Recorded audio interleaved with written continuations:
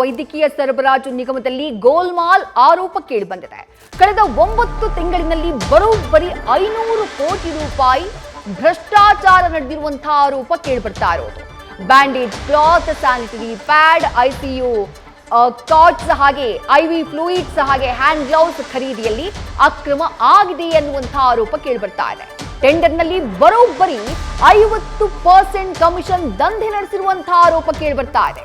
News first ಬಯಲು ಮಾಡ್ತಾ ಇದೆ ಕೆಎಸ್ಎಂಎಸ್ಸಿಎಲ್ ಕರ್ಮಕಾಂಡ.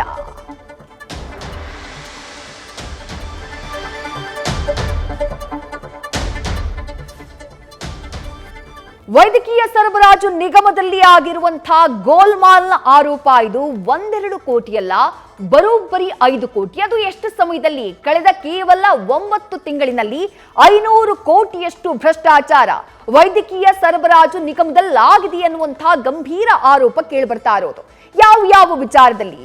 Bandage cloth, sanitary pad, ICU cots, IV fluids ಹಾಗೆ ಹ್ಯಾಂಡ್ ಗ್ಲೌಸ್ ಖರೀದಿಯಲ್ಲಿ ಅಕ್ರಮವನ್ನ ಎಸಗಲಾಗಿದೆ ಎನ್ನುವಂತಹ ಆರೋಪ ಕೇಳಿಬರ್ತಾ ಇದೆ. ಟೆಂಡರ್ ವಿಚಾರದಲ್ಲೂ ಅಕ್ರಮ ಆಗಿದೆ, ಬಿಲ್ ಕ್ಲಿಯರ್ ಮಾಡುವಂತಹ ವಿಚಾರದಲ್ಲೂ ಅಕ್ರಮ ಆಗಿದೆ, ನೇಮಕ ವಿಚಾರದಲ್ಲೂ ಅಕ್ರಮ ಆಗಿದೆ. ಈ ರೀತಿ ಸಾಲು ಆರೋಪಗಳು, ಸಾಲು ಹಗರಣದ ಆರೋಪಗಳು ವೈದ್ಯಕೀಯ ಸರಬರಾಜು ನಿಗಮದಲ್ಲಾಗಿದೆ ಎನ್ನುವಂತಹ ಗಂಭೀರವಾದಂತಹ ಅಲಿಗೇಷನ್ಸ್ ಕೇಳಿಬರ್ತಾ ಇರೋದು. ಅದರಲ್ಲೂ ಟೆಂಡರ್ನಲ್ಲಿ ಬರೋಬ್ಬರಿ 50% ಕಮಿಷನ್ ದಂಧೆಯ ಆರೋಪ ಕೇಳಿಬರ್ತಾ ಇದೆ. ವೈದ್ಯಕೀಯ ಸರಬರಾಜು ನಿಗಮದಲ್ಲಾಗಿರುವಂತಹ ಈ ಅಕ್ರಮದ ಬಗ್ಗೆ ಇಂಚಿಂಚು ಮಾಹಿತಿಯನ್ನ ನ್ಯೂಸ್ ಫಸ್ಟ್ ನಿಮ್ಮ ಮುಂದೆ ಇಡ್ತಾ ಹೋಗುತ್ತೆ. ಸಾಮಾಜಿಕ ಕಾರ್ಯಕರ್ತರೊಬ್ಬರು ಕೊಟ್ಟಿರುವಂತಹ ದೂರಿನಿಂದಾಗಿ ಈ ವಿಚಾರ, ಈ ಹಗರಣ ಸದ್ಯ ಬೆಳಕಿಗೆ ಬರ್ತಾ ಇದೆ. ನ್ಯೂಸ್ ಫಸ್ಟ್ ನಿರ್ಭೀತಿಯಿಂದ ನಿಮ್ಮ ಪರವಾಗಿ.